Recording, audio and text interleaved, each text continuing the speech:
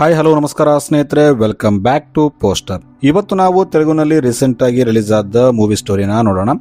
Movie ತುಂಬಾ interesting ಆಗಿರುತ್ತೆ. ವಿಡಿಯೋನ ಲಾಸ್ಟ್ ವರೆಗೆ ನೋಡಿ. ಇನ್ನು ಕಥೆಯ ಆರಂಭದಲ್ಲಿ ನಮಗೆ ಇಬ್ಬರು ವ್ಯಕ್ತಿಗಳನ್ನ ತೋರಿಸ್ತಾರೆ. ಇವರು ರಾತ್ರಿ ಟೈಮಲ್ಲಿ ಒಂದು ಜಾಗದಲ್ಲಿ ಕೂತು ಯಾರಿಗಾಗನೋ ವೇಟ್ ಮಾಡ್ತಿರ್ತಾರೆ. ಇವರನ್ನ ನೋಡ್ತಿದ್ರೆ ಇವರು ಕಳ್ಳತನ ಮಾಡೋಕೆ ಬಂದಿರೋ ತರ ಅನಿಸ್ತಿರುತ್ತೆ. ಇನ್ನು ಸ್ವಲ್ಪ ಹೊತ್ತಾದ್ಮೇಲೆ ಅಲ್ಲಿಂದ ಒಬ್ಬ ಗಂಡ ಹೆಂಡತಿ ಬೈಕ್ ಮೇಲೆ ಹೋಗ್ತಿರ್ತಾರೆ. ಇಲ್ಲಿ ವೇಟ್ ಮಾಡ್ತಿದ್ದ ವ್ಯಕ್ತಿಗಳು ಮುಖಕ್ಕೆ ಬಟ್ಟೆ ಕಟ್ಕೊಂಡು ಅವರನ್ನ ತಡೆದು ನಿಲ್ಲಿಸ್ತಾರೆ. ಇವರಿಗೆ ಹೊಸದಾಗಿ ಮದುವೆ ಆಗಿರುವಂತೆ ಇರುತ್ತೆ, ಯಾಕಂದ್ರೆ ಹುಡುಗಿ ತುಂಬಾ ಬಂಗಾರವನ್ನ ಹಾಕೊಂಡಿರ್ತಾಳೆ. ಆಗ ಈ ವ್ಯಕ್ತಿಗಳು ಅವರಿಗೆ ಚಾಕುನ ತೋರಿಸಿ ನಿಮ್ಮ ಬಂಗಾರ ಎಲ್ಲ ಕೊಡುವಂತೆ ಕೇಳ್ತಾರೆ. ಈಗ ಇವರು ಅವರಿಂದ ಬಂಗಾರನ ಕತ್ಕೊಂಡು ಅಲ್ಲಿಂದ ಓಡೋಗ್ತಾರೆ. ಈಗ ಸೀನ್ ಇಲ್ಲಿಗೆ ಕಟ್ಟಾಗಿ ನೆಕ್ಸ್ಟ್ ಸೀನ್ ಅಲ್ಲಿ ನಮಗೆ ಒಬ್ಬ ಪೊಲೀಸ್ ಆಫೀಸರ್ ಡೆಡ್ ಬಾಡಿನ ತೋರಿಸ್ತಾರೆ. ಈತನನ್ನ ಕಿಲ್ಲರ್ಸ್ ಕೊಂದು ಮರಕ್ಕೆ ಉಲ್ಟಾ ನೇತಾಕಿರ್ತಾರೆ. ಈಗ ಪೊಲೀಸರಿಗೆ ಇನ್ಫಾರ್ಮೇಶನ್ ಬಂದಾಗ ಅವರು ಅಲ್ಲಿಗೆ ಬರ್ತಾರೆ. ಈಗ ಪೊಲೀಸರು ಇನ್ವೆಸ್ಟಿಗೇಷನ್ ನ ಸ್ಟಾರ್ಟ್ ಮಾಡ್ತಾರೆ. ಇನ್ನೊಂದು ಕಡೆ ಒಬ್ಬ ಜೂನಿಯರ್ ಲಾಯರ್ ನ ತೋರಿಸ್ತಾರೆ. ಈತ ಒಂದು ಕೇಸ್ ವಿಷಯವಾಗಿ ಮಾತಾಡೋಕೆ ಒಬ್ಬ ಸೀನಿಯರ್ ಲಾಯರ್ ಹತ್ರ ಹೋಗ್ತಾನೆ.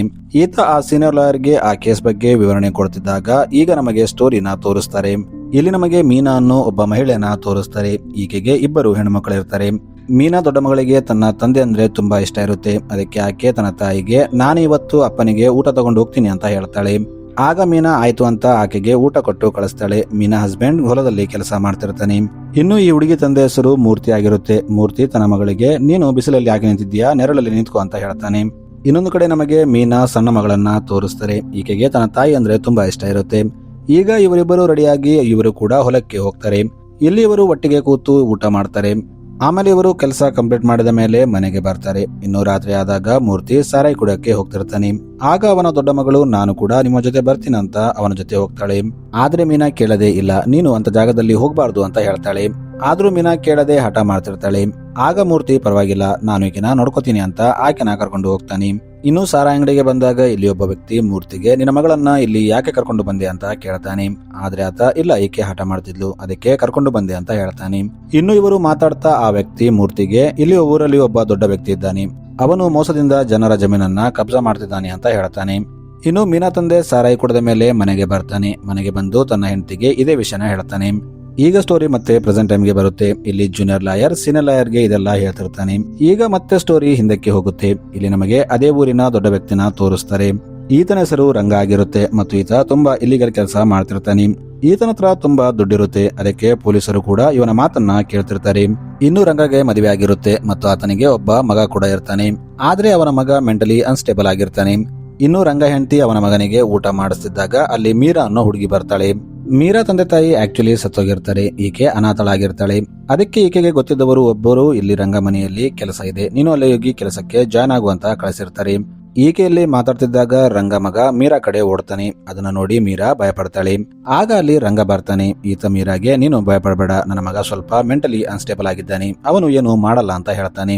ಆಮೇಲೆ ಅವನು ಮೀರಾನ ಕೆಲಸಕ್ಕೆ ಕರ್ಕೊತಾನೆ. ಅವನು ಮೀರಾ ಜೊತೆ ಮಾತಾಡ್ತಿದ್ದಾಗ ಆಕೆನ ಟಚ್ ಮಾಡ್ತಿರ್ತಾನೆ. ಇದನ್ನ ನೋಡಿ ಮೀರಾಗೆ ಅನ್ಕಂಫರ್ಟೇಬಲ್ ಫೀಲ್ ಆಗ್ತಿರುತ್ತೆ. ಈಗ ರಂಗ ತನ್ನ ಹೆಂಡತಿಗೆ ಮೀರಾಗೆ ರೂಮ್ ತೋರಿಸುವಂತೆ ಹೇಳ್ತಾನೆ. ಆಕೆ ಹೋಗಿ ಮೀರಾಗೆ ತನ್ನ ರೂಮ್ ತೋರಿಸ್ತಾಳೆ ಮತ್ತು ನೀನು ಈಗಿಂದ ಇಲ್ಲೇ ಇರಬೇಕು, ನೀನು ಮನೆ ಕೆಲಸ ಎಲ್ಲ ನೋಡ್ಕೊ ಅಂತ ಹೇಳ್ತಾಳೆ.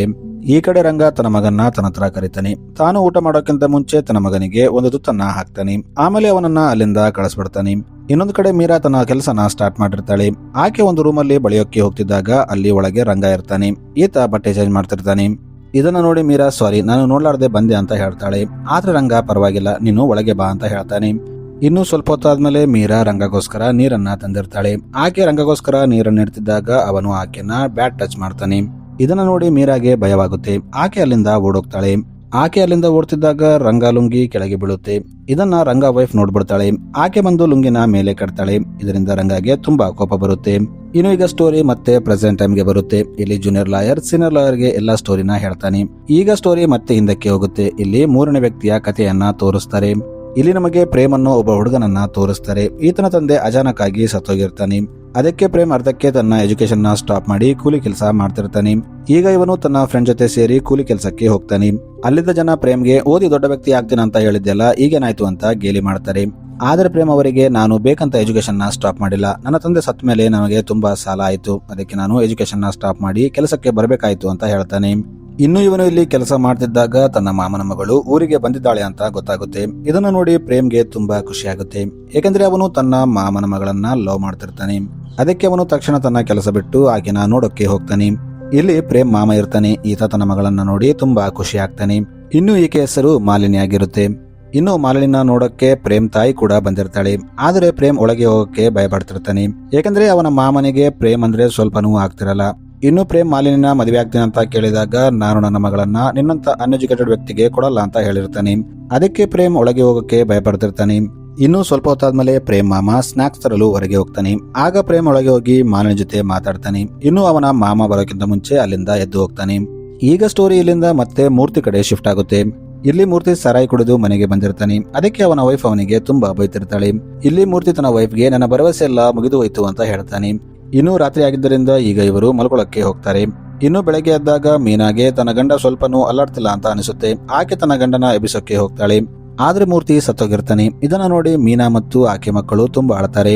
ಈಗ ಸ್ಟೋರಿ ಮೀರಾ ಕಡೆ ಶಿಫ್ಟ್ ಆಗುತ್ತೆ. ಇಲ್ಲಿ ರಂಗ ಮಗನಿಗೆ ಆ ಮನೆಯಲ್ಲಿದ್ದ ಇನ್ನೊಬ್ಬ ವರ್ಕರ್ ಸ್ನಾನ ಮಾಡಿಸ್ತಿರ್ತಾಳೆ. ಆ ಹುಡುಗನ ಸ್ನಾನ ಮುಗಿದ ಮೇಲೆ ಆ ವರ್ಕರ್ ಮೀರಾಗೆ ಇವನನ್ನ ಒರೆಸು ಅಂತ ಹೇಳ್ತಾಳೆ. ಆಕೆ ಅವನನ್ನ ಒರೆಸ್ತಿದ್ದಾಗ ಆತ ವಿಚಿತ್ರವಾಗಿ ಬಿಹೇವ್ ಮಾಡ್ತಿರ್ತಾನೆ.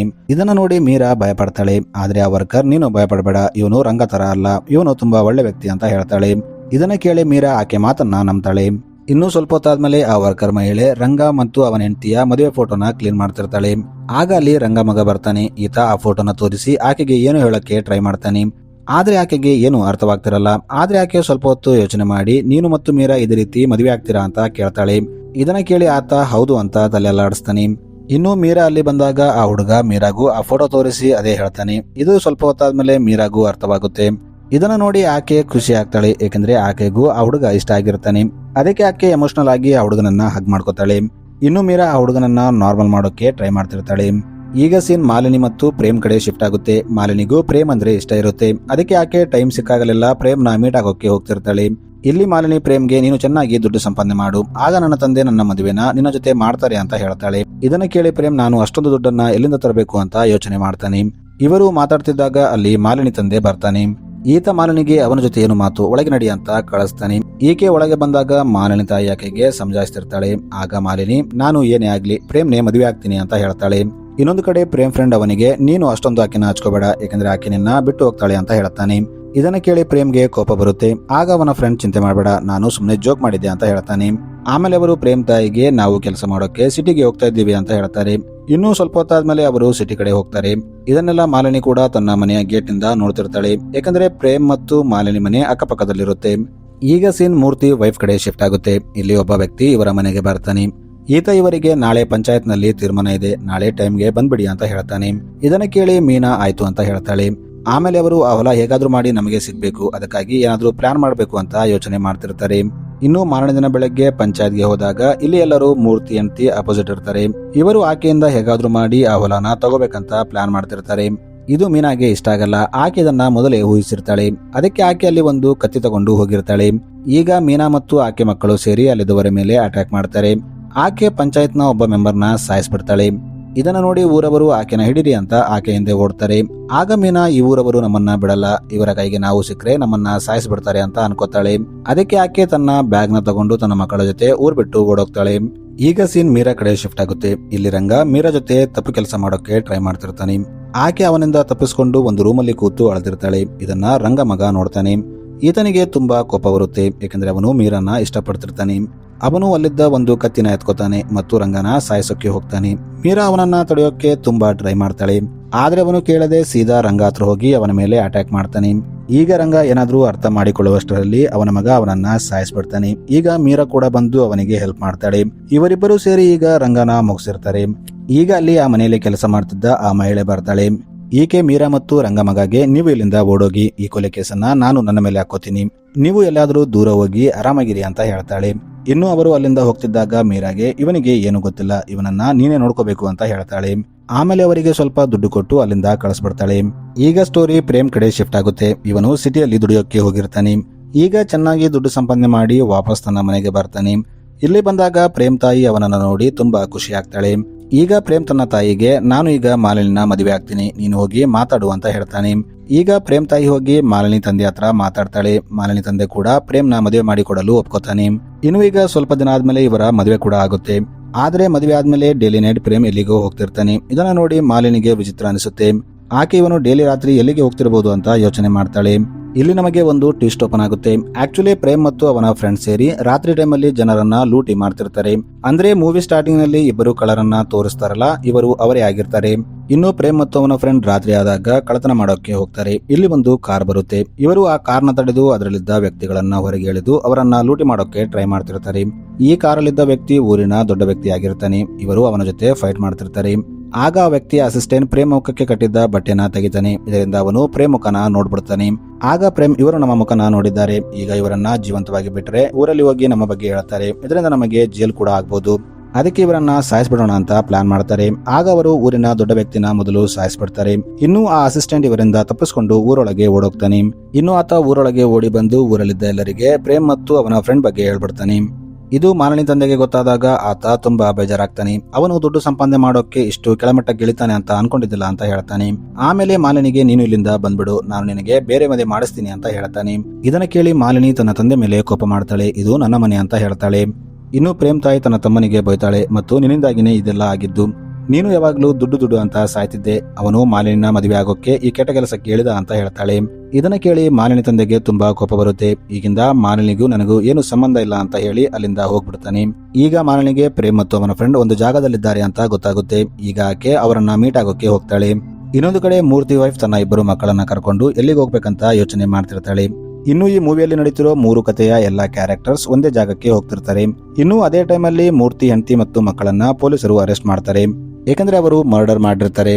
ಇನ್ನೊಂದು ಕಡೆ ರಂಗ ಮಗ ಮತ್ತು ಮೀರಾ ಕೂಡ ಸಿಕ್ಕಾಕೊಂಡಿರ್ತಾರೆ. ಇವರು ಈಗ ಒಂದೇ ಸ್ಟೇಷನ್ ಅಲ್ಲಿ ಇರ್ತಾರೆ, ಏಕೆಂದ್ರೆ ಇನ್ಸ್ಪೆಕ್ಟರ್ ರಂಗ ಫ್ರೆಂಡ್ ಆಗಿರ್ತಾನೆ. ಅದಕ್ಕೆ ಅವನು ಲೇಡಿನ ಮಾತ್ರವಲ್ಲದೆ ಮೀರಾ ಮತ್ತು ರಂಗ ಮಗನ ಕೂಡ ಅರೆಸ್ಟ್ ಮಾಡಿರ್ತಾನೆ.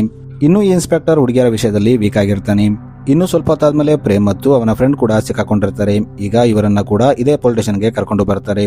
ಇಲ್ಲಿ ಇನ್ಸ್ಪೆಕ್ಟರ್ ಪ್ರೇಮ್ ಮತ್ತು ಅವನ ಫ್ರೆಂಡ್ಗೆ ತುಂಬಾ ಹೊಡಿತಾನೆ. ಅವರು ತಮ್ಮ ತಪ್ಪನ್ನ ಒಪ್ಕೋತಾರೆ, ಆದ್ರೂ ಅವನು ಕೇಳದೆ ಅವರನ್ನ ತುಂಬಾ ಬ್ರೂಟಲಿ ಹೊಡಿತಿರ್ತಾನೆ.